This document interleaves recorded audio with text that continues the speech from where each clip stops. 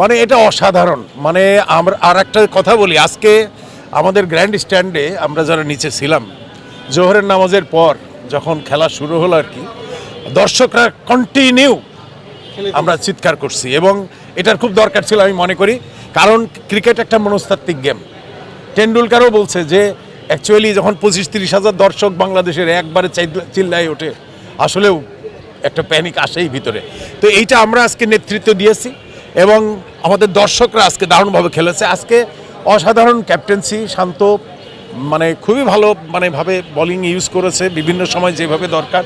এবং আজকে আমরা যে এক সময় মনে হচ্ছিল যে বৃষ্টি এসে যেতে পারে বা কি হবে, তো মাশাআল্লাহ আল্লাহর অশেষ মেহেরবানি, আলহামদুলিল্লাহ আমরা প্রচণ্ড একটা টাইট বোলিং এবং ফিল্ডিং, এবং আজকে নাহিদ রানা, আমাদের মিরাজ যে বল করছে, তাইজুল একটা অসাধারণ, সবাই ভালো বল করছে নিঃসন্দেহে, এবং ফিল্ডিং ছিল অসাধারণ। লিটন একেবারে উইকেট কিপিংয়ে যে অত্যন্ত দারুণভাবে সে কয়েকটা ক্যাচ ধরেছে, এবং আসলে আমরা আজকে জিতার জন্যই চেষ্টা করেছি এবং আল্লাহ আমাদেরকে সফল কাম করেছেন।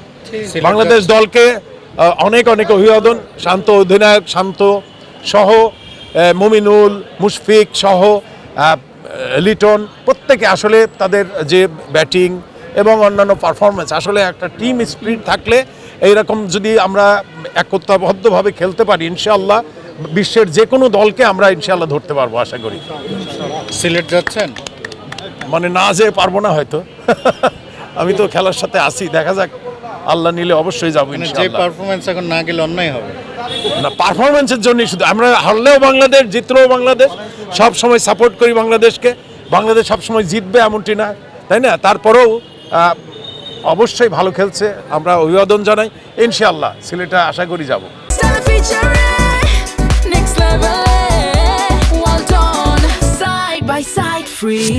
একটু ভয়ের ব্যাপার ছিল, কিন্তু তারপরও আমার একটা বিশেষ, আপনি খেয়াল করবেন শেষ দিকে আর কি, ওরা যখন ব্যাট করছিল পাকিস্তান, ওরাও কিন্তু খুব স্বাচ্ছন্দ্যে খেলতে পারছিল না, মানে বাংলাদেশের প্লেয়াররা স্বাচ্ছন্দ্যে খেলতে পারছিল না। যখন আপনি খেয়াল করে দেখবেন যে যেভাবে শান্তরা আউট হয়েছে বা এটা, তো তখনই শান্ত চিন্তা করছে যে আমাদের, আর যে সময় শান্ত মানে ডিক্লেয়ার দিয়েছে তখন তো অলরেডি আমাদের 9 উইকেট পড়ে গেছে, 10 উইকেট, মানে 9 উইকেট পড়ে গেছে। এবং এই সময় আমি তো মনে করি যে খুব সুন্দর, গুড ডিসিশন এটা। এবং আমরা যতটুকু সময় পেয়েছি এই সময়ের মধ্যে, আপনি গতকালকে আশরাফুলের একটা সাক্ষাৎকার আপনারা হয়তো দেখে থাকবেন, সে বলেছিল যে আমরা যদি 70 ওভার বল করতে পারি, ইনশাল্লাহ আমরা 70 ওভারের ভিতরেই আমরা পাকিস্তানকে অল আউট করতে পারবো।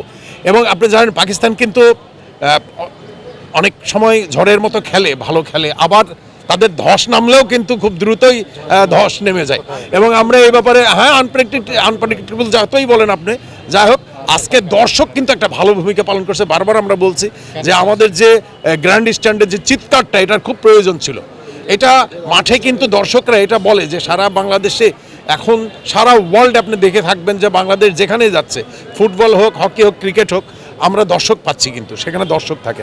ইনশাআল্লাহ আমরা সিলেটে যাব এবং এই যদিও টেস্ট, ইনশাআল্লাহ সিলেটেও আমরা ভালো খেলবো আশা করছি।